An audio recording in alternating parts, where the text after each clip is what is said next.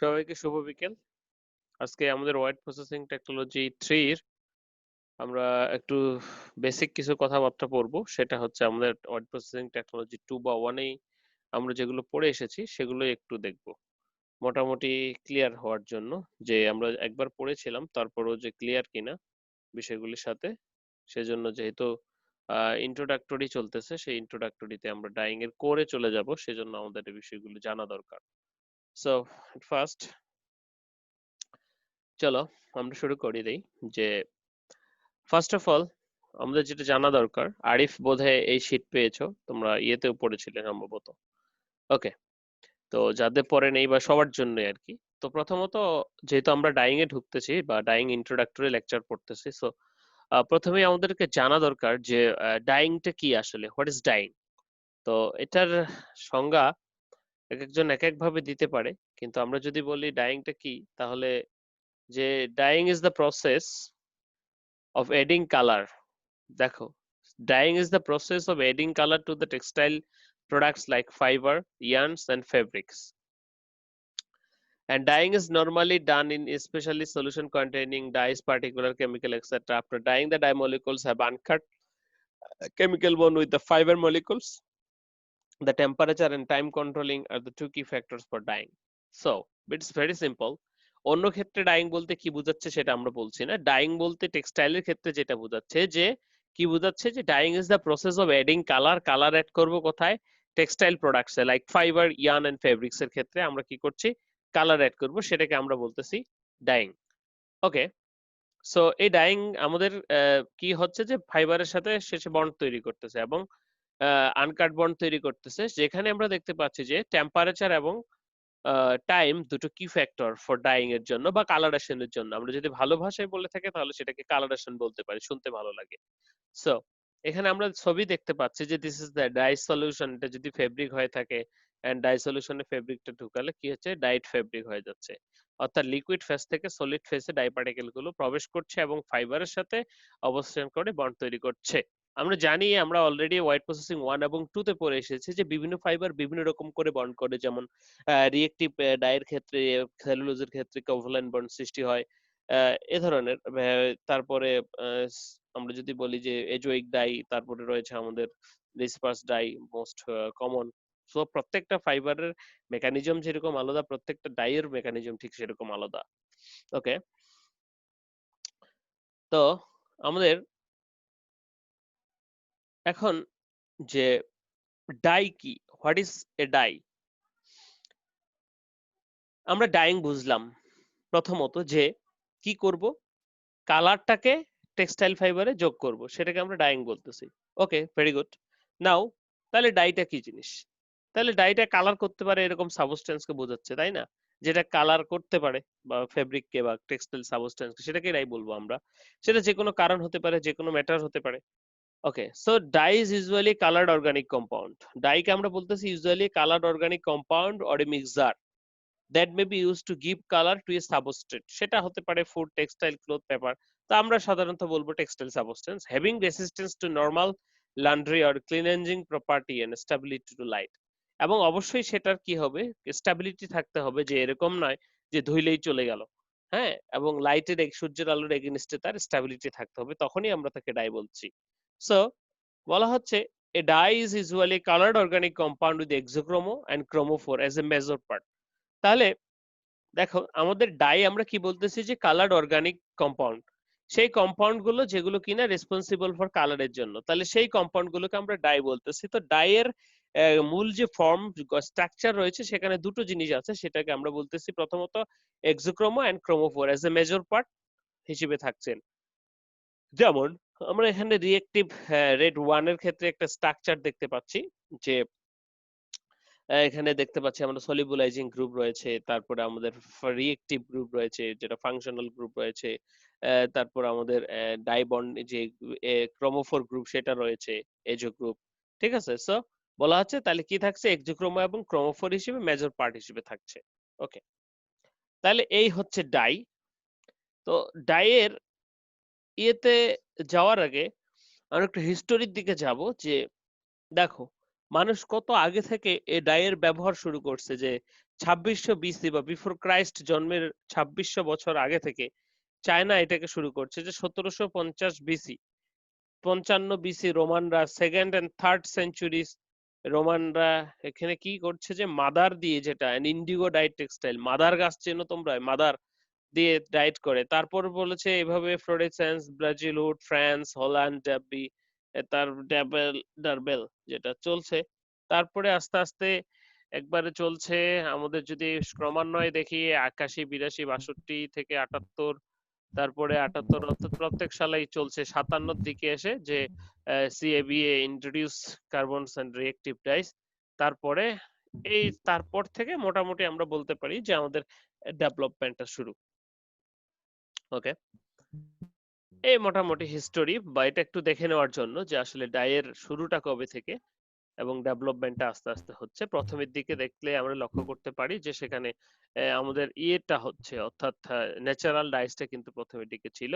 তার পরবর্তীতে ক্রমান্বয়ে ক্রমান্বয়ে আস্তে আস্তে আমাদের সিনথেটিক ডাইটে চলে এসেছে। এখন আমরা যদি দেখি যে কোথায় যে বিষয়টা হচ্ছে এখন ডাইমলিকুল গুলো কালার কেন, যে কোশ্চেনটি এখানে দেখা যাচ্ছে যে হোয়াই ডাইমলিকুলার কালার। ওয়াহিদুজ্জামান, তোমার মাইক্রোফোনটা মিউট করো। ওকে, তো কোশ্চেন দাঁড়ায়, আসলে কোশ্চেন স্বভাবতই চলে আসে যে ডাইমলিকুল গুলো কালার্ড কেন, বা ডাইমলিকুলকে আমরা কালার দেখি কেন, বা ডাইমলিকুল গুলো কিভাবে এই কালারটা দেখায় আমাদের চোখে। সো এখানে যেটা বলা হচ্ছে যে dye molecules are colour because they are selectively able to absorb. কথাগুলো একটু বোঝার চেষ্টা করি আমরা, যে dye molecules are coloured because they are selectively able to absorb and reflect incident light in the visible portion of the electromagnetic spectrum. এখন চলে আসি তাহলে ইলেকট্রোম্যাগনেটিক স্পেকট্রাম কোনটা, ভিজিবল রেঞ্জ বা কোনটা। দেখো আমাদের এই যে সমগ্র পৃথিবী সমস্ত এটা একটা ইলেকট্রোম্যাগনেটিক স্পেকট্রাম। তো এই ইলেকট্রোম্যাগনেটিক স্পেকট্রামের ক্ষেত্রে সূর্যের যে আলো বা যাই বলি না কেন, স্পেকট্রামের ক্ষেত্রে আমরা অল্প একটু পরিমাণ শুধুমাত্র দেখতে পাই, যেটাকে আমরা ভিজিবল রেঞ্জ বলি। তো এইখানে যে চিত্রটা আমরা দেখতে পাচ্ছি নিচের দিকে দেখো 400 থেকে 800 ন্যানোমিটার বা 400 থেকে 740 ন্যানোমিটার, 380 থেকে 740 ন্যানোমিটার মাত্র শুধুমাত্র আমরা দেখতে পাই, এটাকে ভিজিবল রেঞ্জ বলছি। কিন্তু এর বাইরেও আমাদের ইউভির সামনে এবং আইআর এর পরেও কিন্তু আরো প্রচুর পরিমাণে রং রয়েছে বা আরো ইলেকট্রোম্যাগনেটিক রেডিয়েশন রয়েছে, যেগুলো কিন্তু আমরা দেখতে পাচ্ছি না।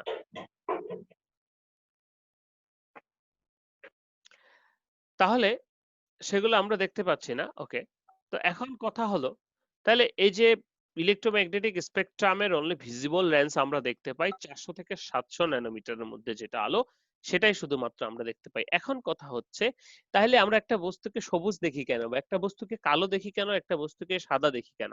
আমরা সব সময় জানি যে আমাদের চোখের নিজস্ব কোনো আলো নেই। তাহলে কোনো একটা বস্তুতে যখন আলো পড়ে সেখান থেকে যে আলোটা রিফ্লেক্ট হয়ে আমাদের চোখে যায় তখন কিন্তু আমরা দেখতে পাই। ওকে, তাহলে চিত্রতে তোমরা দেখতে পাচ্ছ যে কি হচ্ছে, এখানে সবগুলো আলোর রশ্মি পড়তেছে পাতার উপর, কিন্তু অ্যাবজর্ব হচ্ছে হয়ে শুধুমাত্র গ্রিন রশ্মিটা সে রিফ্লেক্ট করছে। তার কারণে কি হচ্ছে, আমরা শুধু গ্রিন দেখতেছি।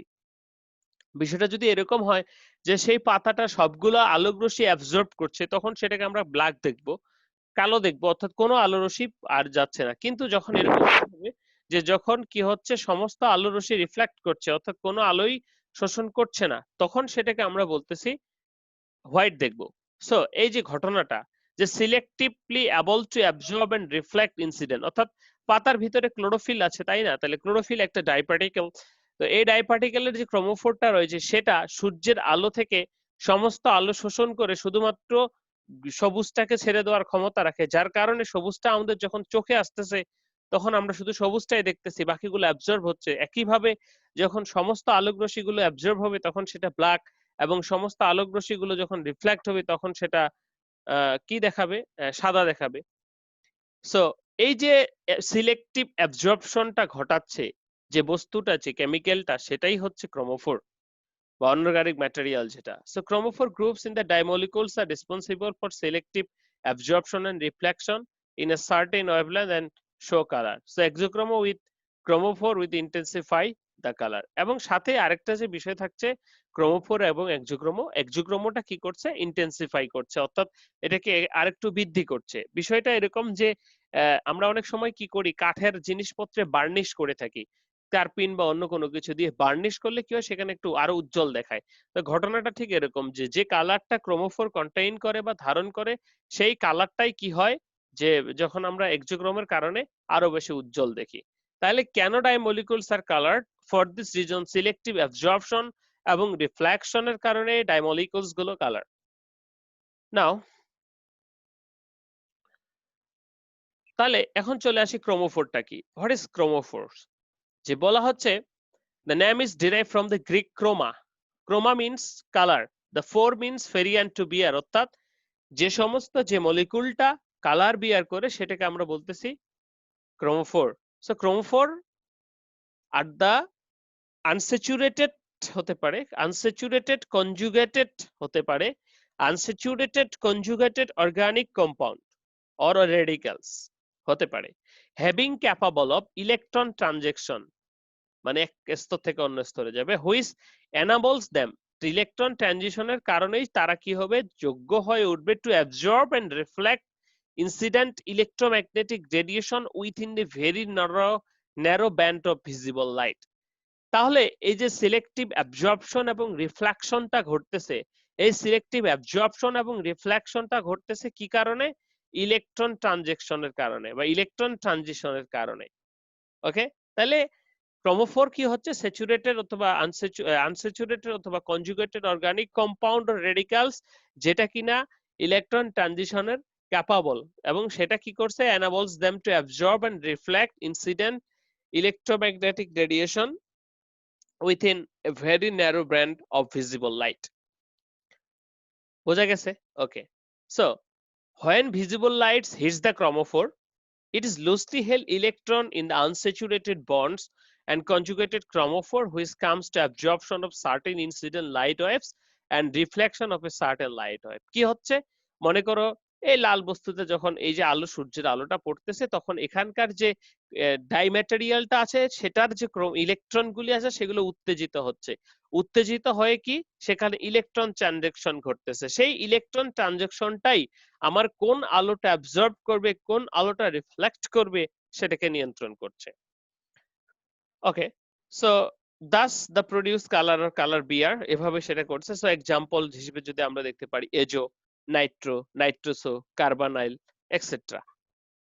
ওকে, তো এই হচ্ছে আমাদের ক্রোমোফোর। তো নিচে আমাদের একটা চার্ট দেওয়া রয়েছে, যেমন anti bonding, bonding, n bonding, pi bonding, এগুলো হচ্ছে ইলেকট্রন ট্রানজেকশন। অর্থাৎ আমরা যদি আমরা রাদারফোর্ডের পরমাণু মডেল বা যে সমস্ত পরমাণু মডেল পড়েছিলাম সেখানে যদি দেখি যে অনেকগুলো অরবিটাল থাকে, সেই অরবিটাল গুলোতে কি হয় যে এক স্তর থেকে অন্য স্তরে উত্তেজিত হয়ে কম শক্তি থেকে বেশি শক্তি থেকে কম শক্তি সম্পন্ন স্তরে সেলে চলে যায়। হ্যাঁ, তো এখানে যদি আমরা ডিফাইন করি যে এন থেকে পাই, পাই স্টার মানে উত্তেজিত অবস্থা, এন থেকে আবার পাই সিগমা, তাহলে আমাদের অরবিটাল হচ্ছে তিনটা, N, N orbital, pi orbital and sigma orbital, এবং সাথে রয়েছে উত্তেজিত অবস্থায় সিগমা স্টার এবং পাই স্টার। তাহলে এন থেকে পাই যেতে পারে, এন থেকে সিগমাতে যেতে পারে, পাই থেকে পাই স্টারে যেতে পারে, সিগমা থেকে সিগমা স্টারে যেতে পারে ইলেকট্রন গুলো, এবং এই কারণেই আমাদের যে সিলেক্টিভ অ্যাবজর্পশন অথবা ডিফ্লেকশনটা ঘটতেছে। Okay, now what are the objectives of the chromophore? কি উদ্দেশ্য, ক্রোমোফোরের উদ্দেশ্যটা কি? যে colour to the materials or matter, অবশ্যই সেটা যেহেতু অ্যাবজর্পশন এবং রিফ্লেকশনটা সিলেক্টিভ রেঞ্জে ঘটাচ্ছে, তাহলে সেটা কি আমার ক্রোমোফোরের কালারটাকে ইয়ে করছে, অর্থাৎ কোনো বস্তুকে ডাই করছে। দেখো আমাদের যে ডাইং সাবস্টেন্স, আমরা যে ডাই গুঁড়া ডাই ইউজ করি বা পাউডার ডাই ইউজ করি, এই ডাই ইউজ করেই যে আমাদের ইয়েটাকে ইয়ে করতে হবে, ফেব্রিকটাকে কালার করতে হবে এমনটা নয়। তুমি যদি সেখানে এমন কোনো কারণ, এমন কোনো ম্যাটেরিয়াল সৃষ্টি করতে পারো যেটা এই ধরনের সিলেক্টিভ অ্যাবজর্পশন এবং রিফ্লেকশন ঘটাচ্ছে, তাহলেই কিন্তু হবে। আমরা ন্যাচারাল ডাইস এর ক্ষেত্রে কিন্তু দেখি, বা আমাদের ন্যাচারালি কিন্তু কটন বা জুটের কালার থেকে থাকে, সেখানে কিন্তু ন্যাচারালি কিছু কালার থেকেই থাকে। আমরা জানি যে কটনের ক্ষেত্রে যে ভিতরে ইনঅর্গানিক কিছু সাবস্টেন্স রয়েছে যারা কালারের জন্য দায়ী, সেই ইনঅর্গানিক সাবস্টেন্স গুলি কিন্তু আমাদের ক্রোমোফোরস।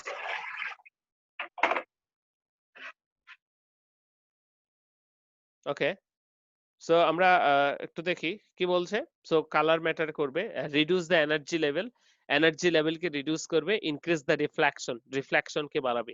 এনার্জি লেভেল রিডিউস করবে বলতে আমাদের যে এক স্তর থেকে অন্য স্তরের গ্যাপ সেটা, এবং ইনক্রিজ অফ রিফ্লেকশন, যে রিফ্লেকশন সেটা বাড়াবে অর্থাৎ আলো। সো এই ছিল ক্রোমোফোরের কাজ। ক্রোমোফোরের প্রধান কাজ হচ্ছে ডাই সাবস্টেন্স অর্থাৎ ডাই মলিকুল ডাই শো করা, কালার শো করা। ওকে, টাইপস অফ দুই প্রকার টাইপস রয়েছে, একটা হলো ইন্ডিপেন্ডেন্ট ক্রোমোফোর আর একটা হচ্ছে ডিপেন্ডেন্ট ক্রোমোফোর। সো ইন্ডিপেন্ডেন্ট ক্রোমোফোর এবং ডিপেন্ডেন্ট ক্রোমোফোর কি আমরা একটু যদি দেখি, যে ইন্ডিপেন্ডেন্ট ক্রোমোফোর মানে কি আমরা জানি স্বাধীন। বলা হচ্ছে যখন if one chromophore group is capable to impart colour is known as independent chromophore. যখন আমরা যে কারণটা দেখলাম যে ক্রোমোফোরের কারণে এই সমস্ত হয়, যখন একটা মাত্র ক্রোমোফোর গ্রুপ কালার শো করতে মানে ক্যাপাবল হয়, কালার শো করতে পারে, তখন সেটাকে আমরা ইন্ডিপেন্ডেন্ট ক্রোমোফোর বলছি। যেমন এজোনাইট্রো, এরা একটাই কালার শো করে দেয়, কিন্তু একই ধরনের। কিন্তু বলা হচ্ছে যখন ডিপেন্ডেন্ট ক্রোমোফোর মানে কোনো কিছুর উপর ডিপেন্ড করে, যে if the one chromophore group is required to impart colour more than one chromophore group, মানে দুটো থেকে উপরের দিকে যতগুলো লাগে, is known as dependent chromophore, অর্থাৎ একাই শো করতে পারে না। অর্থাৎ অনেক লোকজন আছে না, আমাদের ভিতরেই তো অনেক আছে বন্ধু ছাড়া চলতে পারি না, এজ লাইক। তো যখন আমরা দেখতেছি যে বেনজন ফেনল, যে ছবিটা আমরা এখানে দেখতেছি, যে বেনজন ফেনলের প্রথমের দিকে কিন্তু কালার নেই, কালারলেস, কিন্তু পরবর্তীতে যখন সেটা বেনজাইল গ্রুপের এখানে দেখো, তখন এখানে আরেকটা যুক্ত হচ্ছে, দেখো এখানে COO, তখন কিটো গ্রুপ এখানে কিন্তু একটা আছে এই ছবিতে, কিন্তু এই ছবিতে দেখো দুটো আছে, তখন কি হচ্ছে, তখন কিন্তু সেটা দুটা মিলে কালার শো করতেছে, সিও এখানে কিন্তু সিও একটা। তো এই যে তাহলে ডিপেন্ডেন্ট ক্রোমোফোর এবং ইন্ডিপেন্ডেন্ট ক্রোমোফোর, তাহলে ডিপেন্ডেন্ট ক্রোমোফোরটা কি, তাহলে যারা নিজেরাই একাই স্বয়ং সম্পূর্ণ কালার শো করার জন্য, সেটাকে ডিপেন্ডেন্ট ক্রোমোফোর বলছে। ইন্ডিপেন্ডেন্ট ক্রোমোফোর বলছে, আর ডিপেন্ডেন্ট ক্রোমোফোর বলছে সেটাকে যেটা অর্থাৎ ডিপেন্ড করে কারো উপর, একা একা পারে না। যখন দুই বা ততোধিক ক্রোমোফোর মিলে কালার শো করে তখন সেটাকে ডিপেন্ডেন্ট ক্রোমোফোর বলে। ওকে, নাও হোয়াট ইজ এক্সোক্রোমো। এখন আমরা ক্রোমোফোর সম্পর্কে পড়েছিলাম প্রথমের দিকে, আমাদের ছিল যে আমাদের দুই প্রকার রয়েছে, ক্রোমোফোর এবং এক্সোক্রোমো। তাহলে ক্রোমোফোরের কথা আমরা জানলাম, এবার আসি এক্সোক্রোমো। আমি এটাকে সবসময় বলে থাকি যে মতো বর এবং বরের সহকারীর মতো, যে বর যদি ক্রোমোফোর হয়ে থাকে তাহলে এক্সোক্রোমো হলো সহকারী। অর্থাৎ এক্সোক্রোমো না, বর যদি না থাকে তাহলে তো বরের বন্ধু বা সহকারীর কোনো দরকার নেই, তাহলে তো বিয়ে হবে না। তো এইভাবে যে ক্রোমোফোর যদি না থাকে তাহলে এক্সোক্রোমোর কিন্তু কোনো ভ্যালু নেই, কারণ ক্রোমোফোরের কালারটাকে এক্সোক্রোমো ইন্টেন্সিফাই করছে, বৃদ্ধি করছে। তাহলে বিয়েতে বন্ধু গেলে কি হয়, যে বিয়ের ইয়েটাকে সাধারণত রিফ্লেক্ট করে বা সেটাকে আরো বেশি আনন্দঘন করে তোলে, এই তো। সো এক্সোক্রোমো সম্পর্কে যদি আমরা একটু জানার চেষ্টা করি, যে this is derive from the Greek word auxein, to increase and chroma অর্থাৎ কালার। তাহলে কি ইনক্রিজ করবে, কালার ইনক্রিজ করবে। বলা হচ্ছে an exochroma is a functional group of atoms or organic radicals। আবার খেয়াল করি, exochroma is a functional কিসের, যে group of organic radicals attach up to the chromophore which is modifies able to chromophore to absorb light and intensify selective absorption and reflection। সেটাও কি করছে, intensify করছে selection, absorption এবং reflection.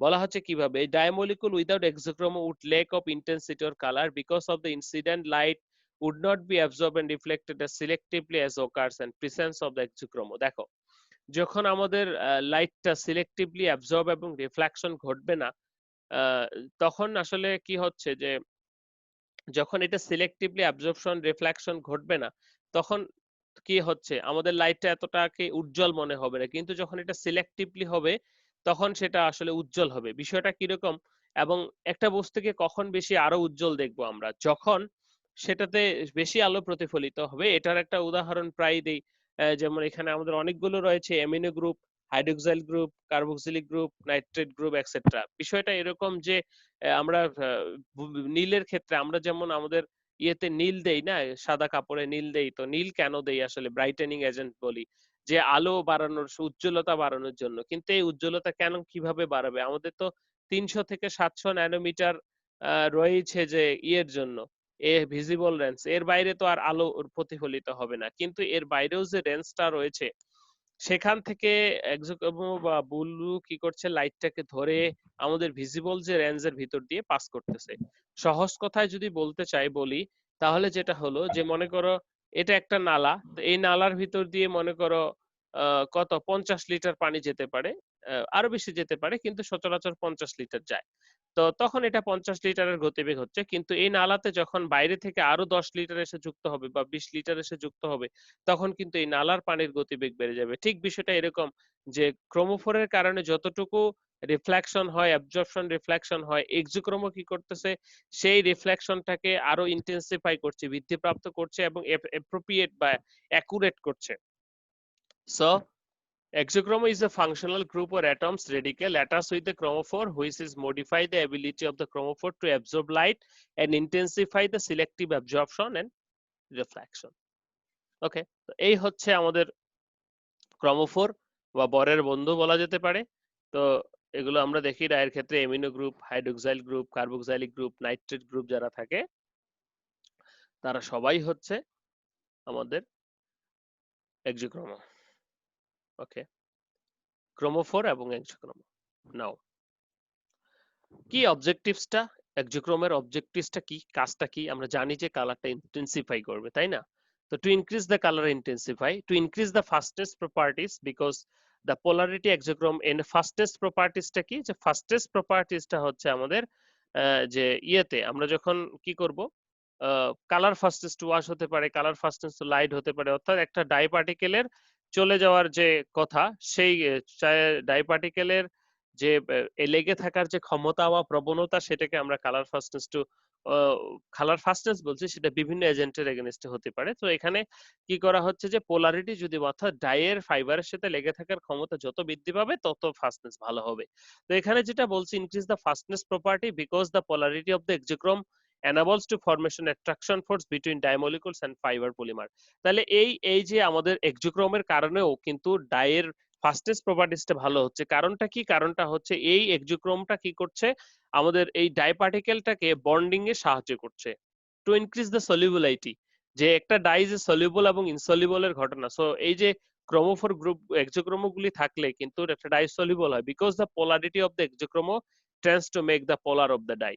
এখানে একটা ছবি তোমরা দেখতে পাচ্ছ পাশে, যে যেখানে লেখা আছে ব্যাথোক্রমিক শিফট, রেড এবং হাইপোক্রমিক শিফট। এটা তোমরা উপরে উঠলে আসলে বুঝতে পারবে। তো এখানে আমি যেটা বোঝানোর জন্য দিয়েছি, দেখো যে আমাদের 400 থেকে 700 ন্যানোমিটার এটা ভিজিবল রেঞ্জ। তো যখন এদিক থেকে ধরে এদিকে দিচ্ছে তখন আমাদের আলোটা বেড়ে যাচ্ছে, রিফ্লেকশনটা বেড়ে যাচ্ছে। আবার এদিক থেকে যখন এই রেটে ছেড়ে দিচ্ছে তখন কিন্তু আমাদের রিফ্লেকশনটা কমে যাচ্ছে। সেটাই বোঝানোর চেষ্টা করা হয়েছে যে যখন হাইপোক্রমিক শিফট দিয়ে, ব্লু শিফট দিয়ে আলো রিফ্লেকশন বেশি হবে তখন সেটা বেশি সাদা মনে হবে, কিন্তু যখন ব্যাথোক্রমিক শিফট দিয়ে যাবে তখন আসলে কম হবে। ওকে, তো আমরা কাজ দেখলাম কি কাজ এক্সোক্রোমোর। এখন একটু আসি যে এন্টি এক্সোক্রোমো, যে বর থাকবে, বরের বন্ধু থাকবে, তাহলে ভিলেন থাকবে না? হ্যাঁ, অবশ্যই থাকা, শত্রু তো থাকবেই, তাই তো? তো এন্টি এক্সোক্রোমো হচ্ছে ঠিক সেরকম একটা জিনিস, অর্থাৎ নামটা শুনেই তোমরা বুঝতে পারতেছো যে দিস ইজ এন্টি এক্সোক্রোম, মানে কি এক্সোক্রোমের উল্টোটা, বিপরীতে। So in an anti auxochrome is a functional group of atoms which increase the molecular energy level L and decrease the absorption and reflection of the light। দেখো আমরা প্রথমের ক্ষেত্রে এক্সোক্রোমের ক্ষেত্রে পড়েছিলাম যে এটা মলিকুলার এনার্জি লেভেলটা কমাচ্ছে, অর্থাৎ এই অরবিটাল থেকে মলিকুলার এনার্জি লেভেলটাকে কমাচ্ছে, কিন্তু এখানে কি করছে, এনার্জি লেভেল ইনক্রিজ বাড়াচ্ছে, এটা তো ওটা কিন্তু কমাচ্ছিল। সো অ্যান অ্যাবজর্পশন আর রিফ্লেকশন, আমাদের যে সিলেক্টিভ অ্যাবজর্পশন বা রিফ্লেকশন গুলি সেগুলিকে সে হতে দিচ্ছে না, অর্থাৎ সে তখন রেড শিফট দিয়ে পাস করতেছে আলোগুলোকে। যেমন ক্লোরিন, সিওএইচ, এরা কি করে সাধারণত আমাদের ইন্টেন্সিফাই করতে দেয় না বা আলো বৃদ্ধি করতে দেয় না। তো সেটাকে আমরা, অর্থাৎ এক্সোক্রোমের বিপরীতে যে কাজ করে সেটাকে আমরা অ্যান্টি এক্সোক্রোম বলছি। ওকে, নাও ক্রোমোজেন। তো ক্রোমোজেন কাকে বলছে? যে ডাই স্ট্রাকচার, আমরা জানি যে ক্রোমোফোর গ্রহ থাকে এবং ক্রোমোজেন থাকে, এক্সোক্রোমো থাকে, সরি। তো এই যে ক্রোমোফোর এবং এক্সোক্রোমো যখন একই সাথে অবস্থান করবে তখন সেটাকে আমরা ক্রোমোজেন বলবো। So it is the dye building body. তো একটা ডাই সাধারণত ক্রোমোফোর থাকে, ক্রোমোফোর গ্রুপে আসলে বা ক্রোমোজেন থাকে, তো ক্রোমোজেন প্রথমে বলবো। ক্রোমোজেনের ভিতরে থাকছে ক্রোমোফোর এবং এক্সোক্রোমো। তো এক্সোক্রোমো এবং ক্রোমোফোর মিলেই কিন্তু ক্রোমোজেন তৈরি করছে। সো আমরা যখন ক্রোমোজেন বলবো তখন কিন্তু দুটোকেই কভার করবে। নাও all dyes are colorant but not all colorants are dye। কেন? লক্ষ্য করি, all dyes are colorant but not all colorants are dye। অর্থাৎ প্রত্যেক কালারিং ম্যাটেরিয়াল কারা? কালারিং ম্যাটেরিয়াল তারা যাদের কালার দেওয়ার, কালার সাবস্টেন্স অর্থাৎ স্পেসিফিক রিফ্লেকশন করার ক্ষমতা আছে তারাই colour, but not all colourants are die. কিন্তু ডাই কেন নয়? কারণ ডাই হতে গেলে তাকে একটা স্পেসিফিক বৈশিষ্ট্য থাকতে হবে, সেটা হচ্ছে ফাইবার সাথে বন্ডিং এর ক্ষমতা থাকতে হবে। কিন্তু অনেক কালারেন্টস এর সেটা নেই। তো আমরা একটু দেখি, a colourants is a substance capable of imparting colour to a given substrate. Okay, অর্থাৎ একটা গিভেন সাবস্ট্রেটে কালার দেওয়ার ক্ষমতা রাখে, যে তাকে আমরা কালারেন্টস বলছি। সেটা প্লাস্টিক হতে পারে, পেপার হতে পারে, এক্সেট্রা। এরকমটা তো হতেই পারে, যে কালারটা পেপারে লাগে সেটা কাপড়ে লাগে না, তাহলে সেটাকে আমরা ডাই বলবো না। A dye is a substance capable of imparting color to the textile material. It is can impart color rather than textile others material. তো যেটা কি ডাই, সেটা তো টেক্সটাইল মেটেরিয়ালে দিতেই পারছে, এবং তার প্রথম এবং প্রধান সত্য হচ্ছে তাকে টেক্সটাইল মেটেরিয়ালে কালার করার ক্ষমতা থাকতে হবে। But all the colorants can impart color on the textile substance. So can't impart in the, কিন্তু সকল কালারেন্টস ওই যে টেক্সটাইল সাবস্টেন্সে কালার দিতে পারে না। So all dyes are colourant but not all colourants are dye. So আমি সিম্পলি যদি বলি, ডাই হওয়ার জন্য কালারেন্ট কারা? তারা হচ্ছে যারা কালার শো করতে পারে, তারাই কালারেন্টস। কিন্তু ডাই হওয়ার জন্য একটা স্পেসিফিক শর্ত হচ্ছে টেক্সটাইল ফাইবারে অর্থাৎ টেক্সটাইল সাবস্টেন্সে কালার ইম্পার্ট করতে হবে। যদি কেউ পারে তাহলে সেটাকে আমরা ডাই বলবো। ওকে, তো এরকম অনেক কালারেন্টস আছে যেটা টেক্সটাইল সাবস্টেন্সে কালার ইম্পার্ট করতে পারে না, তখন আমরা সেটাকে ডাই বলবো না। কিন্তু যেহেতু ডাইটাও কালার শো করছে, কালারেন্সটাও কালার শো করছে, তাহলে সকল ডাই কালারেন্স, কিন্তু সকল কালারেন্স ডাই নয়। যেমন বললাম যে একটা ডাই যেটা ফেব্রিকে লাগে না কিন্তু কাপড় কাগজে লাগতেই পারে, তাহলে সেটাকে কিন্তু আমরা ডাই বলছি না। এরকম একটা উদাহরণ, যে thus azobenzyne is not a dye even though it has a red color and it can be attached to the substrate. However, Congo red is a dye, it can be applied in cotton and retained by it. দেখো, প্রথমে আমরা এজোবেনজিন দেখছি, এটা colour show করছে কিন্তু আসলে ফেব্রিকের সাথে অ্যাটাচ হতে পারছে না, তাহলে সেটাকে আমরা কালার বলছি না। কিন্তু কঙ্গোরেট সেটা কিন্তু ফেব্রিকের সাথে। So thus dyes have the certain groups which help the attachment of the fibre. কিন্তু আমরা কঙ্গোরেটের ক্ষেত্রে কি, কঙ্গোরেট কিন্তু ফাইবারের সাথে অ্যাটাচ হতে পারছে, সো সেই ক্ষেত্রে আমরা কঙ্গোরেটকে কিন্তু ডাই বলতেছি। ক্যারেক্টারিস্টিক্স অফ এ ডাই, একটা ডাইয়ের ক্যারেক্টারিস্টিক্স কি রকম হওয়া উচিত বা কি হতে পারে? সে must containing chromophore group, we know about it. The chromophore group may be different types such as azo, nitro, nitroso, etc. keto. Must be soluble in application medium, অর্থাৎ দ্রবীভূত হতে হবে। সবগুলোই যে হয় এমনটা নয়, যেহেতু আমরা ওয়েট মিডিয়ামে ডাইং করে থাকি সেই ক্ষেত্রে দ্রবীভূত হওয়াটা প্রয়োজন। আমাদের বিভিন্ন প্রকার ডাইয়ের বিভিন্ন মেকানিজম আছে, ওয়েট প্রসেসিং 1 এবং 2 তে অলরেডি তোমরা পড়েছো। So usually at the water stamp point during the collection of the process must have the capability to enter into the fiber, should have the fastness properties। অবশ্যই fastness properties থাকতে হবে, ফাইবারের ভিতরে ঢোকার ক্ষমতা থাকতে হবে, নাহলে সেটাকে আমরা ডাই বলবো না। ফাস্টনেস প্রপার্টিস আবারও বলছি, ডাইং করার পর কালার চলে যাওয়ার যে প্রবণতা বা ক্ষমতা সেটাকে আমরা বলছি। ওকে, এখানে আমরা কিছু চিত্র দেখতে পাচ্ছি ন্যাচারাল ডাইসের, যেখানে অনেক প্রকার ডাইস আমরা ইউজ করেছি। নাও কিছু টার্ম সম্পর্কে আমাদেরকে জানতে হবে। First of all, substantivity. দেখো, এখানে দুটো টার্ম আমাদের ডাইং এর জন্য খুবই প্রয়োজন, সেটা আমরা সবসময় পড়ে এসেছি এর আগেও, যে দুটো টার্ম ছিল, যে সাবস্টেন্টিভিটি অ্যান্ড অ্যাফিনিটি। পড়েছো, আবার একটু মনে করাচ্ছি। সো সাবস্টেন্টিভিটিটা কি জিনিস এবং অ্যাফিনিটিটা কি জিনিস? দেখো, আমি একটা কথা বারবার বলে থাকি, যে যখন মনে করো একজন ব্যক্তি, তার বিয়ে হতে পারে দুই ভাবে। প্রথমত সে একটা মেয়েকে তার ভালো লাগে, অর্থাৎ রিলেশনশিপের মাধ্যমে হতে পারে। আরেক, তো বিয়ে হওয়ার পর তাদের ভিতরে একটা বন্ডিং হয়। আরেকটা হতে পারে বাসা থেকে দেখে শুনে বিয়ে দেওয়ার পর তার ভিতরে একটা বন্ডিং হয়। ওকে, এখানে সাবস্টেন্টিভিটি এবং অ্যাফিনিটি, এই দুটোকে এইভাবে আমি ব্যাখ্যা করতে চাচ্ছি, যে অ্যাফিনিটিটা হচ্ছে ডাইসের ন্যাচারাল আকর্ষণ ফাইবারের প্রতি, সেটাকে আমরা অ্যাফিনিটি বলছি। আর সাবস্টেন্টিভিটিটা বলছি যে যখন সবকিছু ঠিকঠাক করে বিয়ে দেওয়া হয় তখন যে বন্ডিংটা সৃষ্টি, সাবস্টেন্টিভিটি। দেখি, বলা হচ্ছে the tendency of a dye from move solution to the fibers in the dye solution, অর্থাৎ যে ডাই সলিউশন থেকে চলে যাওয়া মুভ করার যে ক্ষমতা, it is quality of the dye without substantivity and most of the dyes would remain solution in the bath and the substantivity depend on the molar structure, size of the molecule, dye bath etc. দেখো, যখন সাবস্টেন্টিভিটি অর্থাৎ জোর করে আকর্ষণ তৈরি করতেছি, যখন আমরা ডাইং করতেছি তখন সল্ট, সোডার, টেম্পারেচার, লিকুইড সবকিছু দিয়ে কিন্তু আমরা ডাইং করতেছি। আবার কিছু কিছু ডাই আছে যেটা সহজেই ফাইবারের কাছে লাগে, তাহলে আমরা কি করতেছি, একখানে সল্ট, সোডা সবকিছু উপযুক্ত পরিবেশ সৃষ্টি করে সেখানে ফাইবারের সাথে বন্ড তৈরি করছি, অর্থাৎ অ্যারেঞ্জ ম্যারেজ দিচ্ছি। আরেকখানে আমরা কি করতেছি, যে অ্যাফিনিটি কি হচ্ছে, যে বলা হচ্ছে যে attraction between two items identify in dyeing, affinity essentially means the preferential attraction of the dye for the fiber rather than the solution to the dye bath. অর্থাৎ এখানে নরমাল যে আকর্ষণটা ফাইবারের প্রতি সেটাকে আমরা বলতেছি, অর্থাৎ নরমালি যে বন্ডিংটা সৃষ্টি হয় সেটাকে আমরা বলতেছি অ্যাফিনিটি। সো এখানে তাহলে দুটো জিনিস একটু হলেও বুঝতে পেরেছো, যে সাবস্টেন্টিভিটিটা এবং অ্যাফিনিটিটা। অ্যাফিনিটিটা হচ্ছে নরমাল যে আকর্ষণ, আর সাবস্টেন্টিভিটিটা হচ্ছে উইথ যখন সবকিছু অ্যারেঞ্জ করে আমরা একটা সৃষ্টি করব। ওকে, নাও আমরা ডাই স্টাফের একটু ক্লাসিফিকেশন দেখব। আমরা কয়টি ভাগে ভাগ করতে পারি? তিনটি ভাগে। প্রথমত physical form, application form and chemical form. তো ফিজিক্যাল ফর্ম গুলি কি কি? যে ফিজিক্যাল অর্থাৎ বাহ্যিক বা এমনি শক্ত বা সাবস্টেন্স হাতে দেখা এরকম, যে powder form, lump form, solution form, paste form. দেখো, পাউডার হতে পারে, লাম্প হতে পারে, সলিউশন হতে পারে, পেস্ট হতে পারে। এই পাউডার আবার অনেকগুলো ভাগে হতে পারে, গ্রেইন হতে পারে, ফাইন হতে পারে, মাইক্রো, আলট্রা ফাইন হতে পারে। ঠিক আছে, অর্থাৎ আরো সূক্ষ্ম সূক্ষ্ম, যেমন গ্রেইন আরো পাউডারের থেকে আরো ফাইন, একবারে আরো ক্ষুদ্র, মাইক্রো, আলট্রা আরো ক্ষুদ্র। অ্যাপ্লিকেশন ফর্ম, অ্যাপ্লিকেশন ফর্মের উপর বেস করে আমরা দুটি ভাগে ভাগ করতে পারি। প্রথমত রেডিমেড ডাই এন্ড সেকেন্ডলি আমরা যেটা বলবো ইনগ্রেইন ডাই। সো রেডিমেড ডাইয়ের ক্ষেত্রে যদি আমরা দেখি water soluble, water insoluble. Water soluble dyes সমূহ কি কি? আমরা জানি যে direct dye, acid dye, basic dye, reactive dyes, this dyes are water soluble.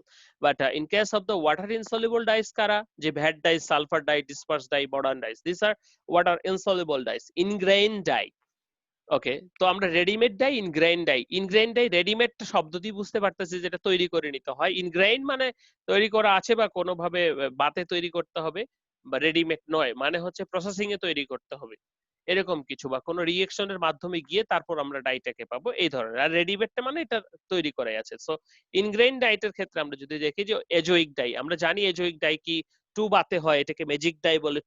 Two বাতে প্রথম বাতে কোনো কালার দেখা যায় না, দ্বিতীয় বাতে কালার দেখা যায়, অর্থাৎ তারপর oxidation colour, mineral colour. So এগুলোকে আমরা ইনগ্রেইন ডাই বলতেছি, কারণ এগুলো তৈরি করে নিতে হয়। মনে করো বিষয়টা এরকম যে রেডিমেড হোটেলে আমরা কি রেডিমেড ভাত পাই, আর বাসায় ভাত খাইতে গেলে কি আমাদের ভাত রান্না করতে হয়, তো তখন আমরা এটাকে ইনগ্রেইন বলতে পারি, বা এই তো এই সাবস্টেন্সটাকে। আচ্ছা, আমাদের 1 মিনিট আছে, কেটে গেলে আবার জয়েন করবে সবাই। ওকে, পিগমেন্ট। পিগমেন্টটা কি জিনিস? আমরা পিগমেন্ট সম্পর্কে যদি একটু আলোচনা করি, যে দেখো ডাইস এবং পিগমেন্টের পার্থক্য সেই কাল থেকে আমরা পড়ে আসতেছি, যে ডাইস এটা সলিউবল, ইনসলিউবল ইত্যাদি ইত্যাদি।